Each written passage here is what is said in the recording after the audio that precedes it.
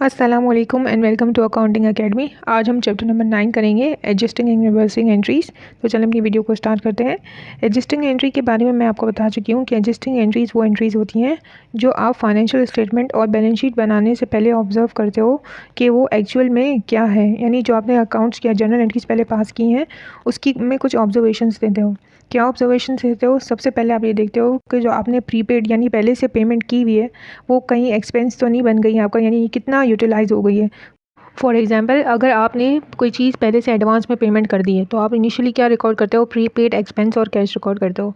बाद में आपको पता चलता है कि जो प्रीपेड एक्सपेंस है वो थोड़ा यूटिलाइज हो गया है, तो आप क्या करोगे? यानी वो किस में कन्वर्ट हो गया है? एक्सपेंस बन चुका है आपका, तो आप एक्सपेंस डेबिट करोगे और प्रीपेड एक्सपेंस को उस अमाउंट से कम कर दोगे।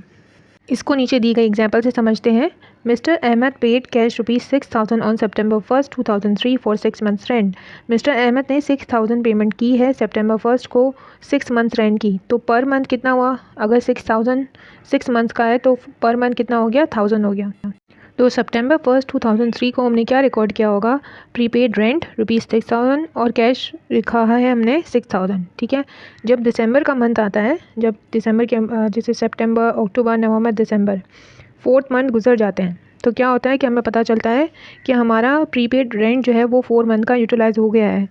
तो हम क्या लिखेंगे इसमें? December 31st को हम लिखेंगे रेंट एक्सपेंस 4,000 क्योंकि हमारा इस्तेमाल में हो गया, और प्रीपेड रेंट को हम 4,000 से कम कर देंगे। अब आप देखो, प्रीपेड रेंट जो है ऊपर 6,000 है और नीचे जो है वो क्रेडिट साइड पे 4,000, तो 6,000 में से 4,000 माइनस कर दोगे तो 2,000 का यानी आपका बच जाएगा, वही बैलेंस आपका आ जाएगा। अब हम रिवर्सिंग एंट्रीज़ की तरफ बढ़ते हैं और देखते हैं कि इसकी रिवर्सिंग एंट्री बन सकती है कि नहीं। रिवर्सिंग एंट्रीज जो है आप उन एडजस्टिंग एंट्रीज़ की बनाते हो जो एसेट आपको दिखे, जैसे नीचे आपको देखें दिया गया है, टिप्स दी गई हैं। यानी आपको कोई भी एसेट का अकाउंट एडजस्टिंग एंट्री जब आप बनाते हो तब आपको दिखे कि प्रीपेड में है, सप्लाईज़ है और इनकम जो है अगर डेबिट साइड पे आप लिख रहे हो तो आप उसकी रिवर्सिंग एंट्री बना दोगे। अब आप एडजस्टिंग एंट्री जब बनाते हो तो उसमें आप देखते हो कि आपने एडजस्टिंग एंट्री बनाई है तो उसमें आपने कोई लायबिलिटी जो है वो क्रेडिट तो नहीं की, या एक्सपेंस आपने क्रेडिट तो नहीं किया, या आपने अर्न क्रेडिट तो नहीं किया। अगर ये तीनों चीज़ें आप एडजस्टिंग एंट्री बनाते वक्त क्रेडिट कर देते हो तो उसकी आप रिवर्सिंग एंट्री बनाओगे। और एसेट में आप क्या करोगे? एसेट साइड पे क्या है? प्रीपेड, सप्लाईज और कोई भी इनकम भी है इसमें, अगर इनकम भी आपने डेबिट की है तो आप उसकी रिवर्सिंग एंट्री बनाओगे। अब एडजस्टिंग एंट्री को आप चेक करो कि एडजस्टिंग एंट्री अभी जो मैंने आपको समझाई उसमें क्या है। उसमें जो है एक्सपेंस डेबिट में दिया हुआ है और रेंट जो है वो क्रेडिट में दिया हुआ है। तो आप देखो कि अगर एक्सपेंस क्रेडिट में होगा तो हम रिवर्सिंग एंट्री बनाएंगे कि नहीं। एक्सपेंस जो है यहाँ पे क्या है, इसकी कंडीशन क्या है रिवर्सिंग एंट्री इसकी, कि उसे क्रेडिट पे होना चाहिए। ठीक है, तो इसकी हम रिवर्सिंग एंट्री नहीं बनाएंगे। और प्रीपेड भी यहाँ पे क्या है, हमारा जो है वो क्रेडिट साइड पे, और प्रीपेड को कहाँ होना चाहिए? अगर डेबिट साइड पे होगा तो हम रिवर्सिंग एंट्री बनाएंगे। ठीक है, तो इसकी रिवर्सिंग एंट्री नहीं बनेगी। सेकेंड इंपॉर्टेंट थिंग ये कि जो आपने इनिशियली जिसको आपने एक्सपेंस रिकॉर्ड किया था, बाद में आपको पता चलता है कि वो एक्सपेंस यूज़ नहीं हुआ, यानी वो अभी प्रीपेड है और आपने इसको क्या रिकॉर्ड कर लिया है? एक्सपेंस रिकॉर्ड कर लिया है। तो आप इसकी एंट्री क्या पास करोगे? शुरुआत में आपने क्या पास की होगी जब आप एक्सपेंस रिकॉर्ड कर रहे थे? एक्सपेंस और कैश पास की थी। ठीक है, जब आपको पता चलता है कि आपका एक्सपेंस अभी इस्तेमाल में नहीं हुआ है, यानी वो यूटिलाइज़ नहीं हुआ है, वो अभी प्रीपेड है, यानी अब उसका इस्तेमाल यूटिलाइजेशन अभी बाकी है, तो आप क्या करोगे? प्रीपेड एक्सपेंस डेबिट लिखोगे और एक्सपेंस को आप क्रेडिट कर दोगे। यानी एक्सपेंस आपका किसमें कन्वर्ट हो गया है? प्रीपेड में कन्वर्ट हो गया है। अभी कुछ अमाउंट ऐसी बाकी है जो यूटिलाइज नहीं हुई है। अभी हम इसकी एग्जांपल से समझते हैं। अहमद ने पे किए हैं कैश ₹6,000 September 1st 2003 को फॉर 6 मंथ। जब 6,000 ये पे कर रहा है 6 मंथ के लिए, तो उसका मतलब पर मंथ कितना हुआ? 1,000 हुआ। ठीक है, अब इसमें हमें रिक्वायर्ड क्या मांगा है कि आप 1 सितंबर को कौन सी ट्रांजैक्शन पास हुई थी, जर्नल एंट्री पास हुई थी, वो पास करके दिखाएं। फिर आप एडजस्टिंग एंट्री इसकी करके दिखाओ December 31st पर, और फिर आप इसकी रिवर्सिंग एंट्री बनाओ। ठीक है, अच्छा इसको क्या होगा अब कि हमने सबसे पहले 2003 September 1st को एंट्री बनाई, हमने रिकॉर्ड किया था एज ए एक्सपेंस। तो हमने लिखा रेंट एक्सपेंस ₹6,000 और कैश लिखा हमने 6,000। जब सितंबर से दिसंबर के टाइम पर जब क्लोजिंग ईयर हो रहा था तो हमने देखा सितंबर, अक्टूबर, नवंबर, दिसंबर, 4th मंथ जो है वो हमारे एक्सपेंस होने चाहिए। ठीक है, तो यहाँ पे तो 6,000 लिखे हुए हैं, तो 2,000 स्टिल हमारा क्या है? प्रीपेड है। तो इसलिए हमने December 31st को लिखा कि 2,000 का तो अभी प्रीपेड है, अभी इस्तेमाल नहीं हुआ है, और रेंट एक्सपेंस को हमने 2,000 से क्रेडिट कर दिया। अब यहाँ पे ऊपर आप देखो रेंट एक्सपेंस 6000 है और नीचे हमने इसको क्रेडिट किया, तो 6000 से 2000 आप सब्ट्रैक्ट करोगे तो 4000 का बैलेंस आपका वैसे भी सही आ जाएगा। इसका मतलब आपने सही एंट्री पास की है। अच्छा, यहाँ पे एडजस्टिंग एंट्री में देखो आप प्रीपेड रेंट जो है वो डेबिट साइड पे है।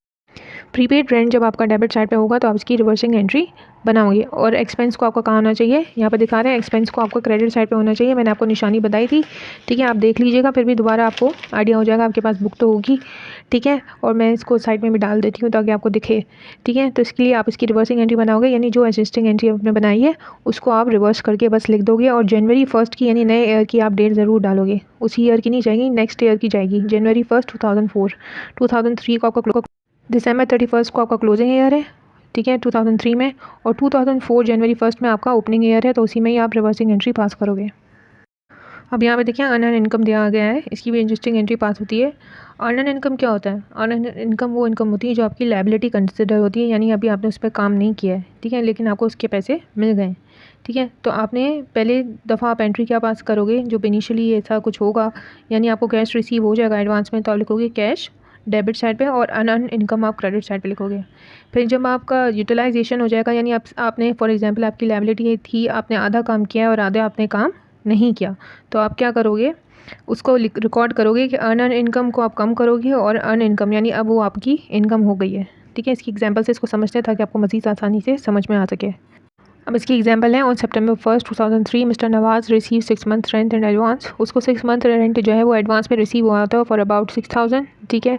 इस अकाउंटिंग ईयर, उसका अकाउंटिंग ईयर एंड हो रहा है दिसंबर 31 हर साल, ठीक है। इसमें रिक्वायर्ड आपको कैश एंट्री पास करनी है कि आपको कैश रिसीव हो चुका है और रजिस्टिंग एंट्री आपको पास करनी है, ठीक है। तो 2003 सितंबर 1 को आपने एंट्री पास की होगी जब आपको कैश मिल गया होगा इन एडवांस, तो आपने लिखा कैश डेबिट साइड पे और बाय ₹6000, और आपने क्रेडिट साइड पे लिखा अनअर्न रेंट इनकम बाय ₹6000, यानी अभी आपको काम करना बाकी है और आपको पहले से ही पेमेंट मिल गई है। दिसंबर 31 को आप देखते हो कि आपका कितने 6 मंथ्स का फॉर एग्जांपल रेंट आपको इनकम रिसीव हुई है, तो 4 मंथ की जो है आप यूज़ कर सकते हो, क्योंकि वो आपकी जो है क्या है ओरिजिनली इनकम हो गई है। तो अनअर्न रेंट इनकम आप 4000 से कम कर दोगे और रेंट इनकम आप 4000 जो है वो क्रेडिट कर दोगे, ठीक है। अच्छा, इसकी अब रिवर्सिंग एंट्री क्यों नहीं बनेगी, क्योंकि यहाँ पे अनअर्न जो कि आपकी लायबिलिटी है वो डेबिट साइड पे, अगर वो क्रेडिट साइड पे होती ना तो रिवर्सिंग एंट्री बनती, और इनकम आपकी क्रेडिट साइड पे अगर वो डेबिट साइड पे होती तो उसकी रिवर्सिंग एंट्री बनती, ठीक है। मैंने आपको इनिशियली बताया था रिवर्सिंग एंट्री की कंडीशंस। अब यहाँ पे एक और कंडीशन देखें जहाँ पे आपने इनिशियली इनकम रिकॉर्ड कर लिया है, लेकिन आपको बाद में पता चलता है कि वो इनकम आपकी ओरिजिनल इनकम नहीं है, यानी उस पर काम करना भी बाकी है। तो आप इसकी एंट्री किस तरह पास करोगे, कैश आप डेबिट साइड पे लिखोगे इनिशियली और आप लिखोगे अर्न इनकम, यानी आपको इनकम रिसीव हो गई। जब एंड ऑफ द ईयर होता है तो आपको पता चलता है कि अभी आपने काम नहीं किया लेकिन आपके पास पैसे पड़े हुए हैं, तो आप अर्न इनकम जो है उसको डेबिट करोगे, कम करोगे, और अर्न इनकम यानी अपनी लायबिलिटी दिखाओगे क्रेडिट साइड पे करके, ठीक है। यहाँ पे अर्न इनकम जो है वो डेबिट साइड पे है, जैसा कि हमने रिवर्सिंग एंट्री की कंडीशन में बताया था कि इनकम को डेबिट साइड पे होना चाहिए और लायबिलिटी को क्रेडिट साइड पे होना चाहिए, तो इसकी रिवर्सिंग एंट्री बनेगी, यानी आप एग्जिस्टिंग एंट्री को ही रिवर्स कर दोगे विद द सेम अमाउंट। इसकी अब आप एग्जाम्पल देखें, सितंबर 1, 2003 मिस्टर नवाज को रिसीव होता है 6 months advance rent in cash ₹6000। इस accounting year ends on December 31 each year. Required में आपको लिखना है कि रिसीविंग कैश, जब आपको कैश रिसीव हुआ था तब आपने क्या एंट्री पास की थी, एडजस्टिंग एंट्री आपने दिसंबर 31, 2003 को क्या पास की थी, और रिवर्सिंग एंट्री यानी नेक्स्ट ईयर जनवरी 1, 2004 को आपने क्या पास करोगे आप, ठीक है। तो आप क्या करोगे, पहले सबसे पहले लिखोगे कि एंट्री आपने कब कैसे पास की होगी, कैश और रेंट इनकम लिखा होगा क्योंकि आपको एडवांस में रिसीव हो गया है रेंट, तो आपने कैश डेबिट साइड पे लिखा बाय ₹6000 और रेंट इनकम आपने लिखा 6000, और ये 6 मंथ का है, इसका मतलब पर मंथ 1000 रुपीज़ है, ठीक है। तो सितंबर से दिसंबर तक आप जब आपने देखा तो आपने क्या देखा कि अभी आपके 4th मंथ यूज़ हो गए, तो रेंट इनकम जो है वो आपकी 4th मंथ की, तो आप रिकॉर्ड कर सकते हो कि 4 मंथ की आपकी इनकम है, और 2000 जो है अभी भी आपकी अर्न इनकम है, यानी वो अभी आपकी इनकम नहीं बनी है क्योंकि अभी वो मंथ गुजरे नहीं है, अभी उनका टाइम स्पेंड होना बाकी है, तभी ही वो आपकी रियल इनकम कहलाएगी। तो इसलिए आप रेंट इनकम को कम करोगे बाय ₹2000 और अनअर्न रेंट इनकम लिखोगे 2000, और इसकी रिवर्सिंग एंट्री इसलिए बनेगी क्योंकि अनअर्न जो कि लायबिलिटी है आपकी वो क्रेडिट साइड पे है, जब आपने एडजस्टिंग एंट्री बनाई थी तो आपने इसको क्रेडिट साइड पे लिखा था, और डेबिट साइड पे आपने इनकम लिखा है, तो ये भी रिवर्सिंग एंट्री की एक कंडीशन है, तो इसकी रिवर्सिंग एंट्री बनेगी, यानी बिल्कुल इसके ऑपोजिट बनेगी, लेकिन डेट जो है आप नेक्स्ट ईयर की जनवरी 1 डालोगे। Third type of adjusting entry होती है अक्रूड एक्सपेंसेस और फोर्थ होती है अक्रूड इनकम। एक होता है अक्रूड एक्सपेंस और एक होता है अक्रूड इनकम। अक्रूड एक्सपेंसेस में आपको क्या एग्जांपल्स दी हुई हैं, accrued salaries, accrued rent expense, accrued interest expense और अक्रूड टैक्सेस। टैक्सेस के साथ एक्सपेंस आप क्यों नहीं लगाओगे, क्योंकि टैक्सेस ऑलरेडी एक एक्सपेंस है जो आपको गवर्नमेंट को देना है, देना ही देना है, हर किसी को देना होता है, तो सबको पता होता है, अंडरस्टूड बात है कि टैक्स जो है वो आपकी एक्सपेंस रिकॉर्ड होगा।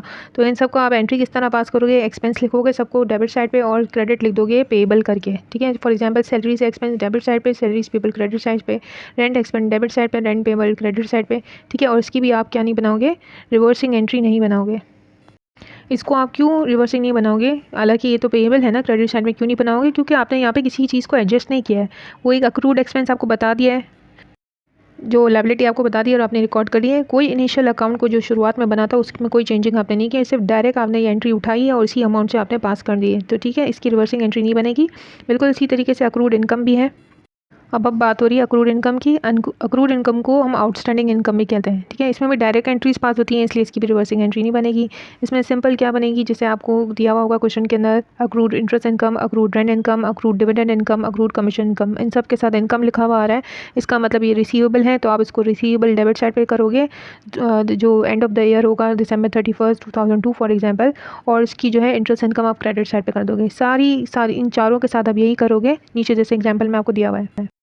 ये उस टाइप की एडजस्टिंग एंट्रीज़ हैं 5, 6, 7, 8, 9, 10, जिसमें जो है आपको कोई इनिशियल अकाउंट से एडजस्ट नहीं करना पड़ता। आप बस just end of the accounting year आप इनको रिकॉर्ड करते हो, आप ऑब्जर्व करते हो और आप डायरेक्टली इसको रिकॉर्ड करते हो, कोई चेंजिंग आप इनिशियल अकाउंट पे नहीं लेकर आते, ठीक है। तो यहाँ पे क्लोजिंग इन्वेंट्री है, फॉर एग्जांपल कि आखिर में आपके पास कितना स्टॉक बचा हुआ है, तो आपने एंट्री पास कर दी क्लोजिंग इन्वेंट्री, और PLS अकाउंट यानी प्रॉफिट एंड लॉस अकाउंट आपने क्रेडिट कर देना है। डेप्रिसिएशन ऑफ एसेट, आप साल के आखिर में आप देखते हो कि आपकी जो मशीनरी है, जो भी आपके पास फिक्स एसेट है, वो कितना डेप्रिशिएट हुआ है, तो इसकी भी फिक्स एंट्री होती है। डेप्रिसिएशन एक्सपेंस जो आप एस्टिमेट अंदाज़ा लगाते हो कितना डेप्रिशिएट हुआ है, वो आप डेबिट साइड पे लिखते हो, और अलाउंसेस फॉर डेबिट जो है, अलाउंसेस फॉर डेप्रिसिएशन जो है वो आप क्रेडिट साइड पे लिखते हो। ये फिक्स एंट्रीज हैं। इसी तरह अलाउंसेस फॉर बैड डेब्ट्स क्या होता है, यानी आपको लगता है कि कुछ अमाउंट आपको रिसीव नहीं होगी एंड ऑफ द ईयर, आपको लगता है कि वो आपका एक्सपेंस बन जाएगा और सामने वाला बंदा आपको देकर नहीं जाएगा, यानी आप जिससे मांग रहे हो, तो उसकी भी फिक्स एंट्री होगी। बैड डेब्ट्स एक्सपेंस और अलाउंसेस फॉर बैड डेब्ट्स आप रिकॉर्ड करोगे। रिजर्व आपका जो है, आपने कुछ प्रॉफिट हुआ है लेकिन आपने उसको क्या किया है, प्रॉफिट को आपने कुछ अमाउंट आपने सेफ्टी की साइड पे रख दिया, रिजर्व के तौर पे रख दिया। रिजर्व वो अमाउंट होती है जो हम छुपा के रख देते हैं और जो एट अ टाइम ऑफ जब क्राइसिस होते हैं तब उसको निकालते हैं, तो इसीलिए प्रॉफिट एंड लॉस अकाउंट को आप डेबिट करोगे, कम करोगे प्रॉफिट को अपने, और जनरल रिजर्व को आप क्रेडिट कर दोगे, उसको बढ़ाता हुआ दिखाओगे, क्योंकि आप सेव करके रख रहे हो कुछ amount for the purpose of crisis, कि अगर कहीं क्राइसिस आ जाए तो आपको ये अमाउंट काम आए, इसको आप यूटिलाइज नहीं करोगे, इसको आप बाद में यूटिलाइज कर सको, ठीक है। 9th one is interest on capital. क्या आपने कैपिटल लिया है, उस पर आप कंपनी आपको सूद दे रही है, इंटरेस्ट दे रही है, ठीक है। तो इंटरेस्ट ऑन कैपिटल आपका एक्सपेंस है, तो आपने एक्सपेंस जो है कंपनी का एक्सपेंस होता है ना, वो कंपनी आपको दे रही है, इंटरेस्ट दे रही है, चाहे आपकी खुद की कंपनी हो चाहे पार्टनरशिप में हो, तो आप रिकॉर्ड करोगे एज एन एक्सपेंस, रिकॉर्ड करोगे डेबिट साइड में। और कैपिटल आपका जो पार्टनर का है वो बढ़ जाएगा, तो इसलिए आप कैपिटल जो भी पार्टनर का जिसको इंटरेस्ट मिल रहा है उसके कैपिटल पे वो क्रेडिट करोगे, क्योंकि उसका कैपिटल कंपनी के अंदर बढ़ रहा है। इंटरेस्ट ऑन ड्राइंग का क्या मतलब है कि क्या ड्राइंग्स आपने की हैं, लेके गए हो, आप कुछ सामान लेकर चले गए हो, तो आपको उस पर इंटरेस्ट सूद देना पड़ेगा अपने आप को, यानी कंपनी को आपने पेमेंट करनी है, तो आप अपना कैपिटल आपका वो कम कर देगी और आपका इंटरेस्ट आपके कैपिटल में से काट लेगी, तो आपका कैपिटल कम करके कंपनी दिखाएगी, बाय डेबिट कर देगी कैपिटल साइड पे, और इंटरेस्ट ऑन ड्राइंग लिख के दिखाएगी कि भाई आपको है ना, आप लेके गए ना, तो आपकी पेनल्टी है और आपको क्या इंटरेस्ट ऑन ड्राइंग पे पड़ गया है, तो डेबिट से कैपिटल आपका कम हो जाएगा और इंटरेस्ट ऑन ड्राइंग आप जो है वो कंपनी की इनकम हो जाएगी, यानी बिजनेस की इनकम हो जाएगी, तो इसलिए उसको क्रेडिट साइड पर लिखा जाएगा। होप आपको अच्छे से समझ आया होगा। अगर आपको वीडियो अच्छी लगती है तो काइंडली लाइक करिए, शेयर करें, सब्सक्राइब करना मत भूलिएगा। ओके, अल्लाह हाफिज़।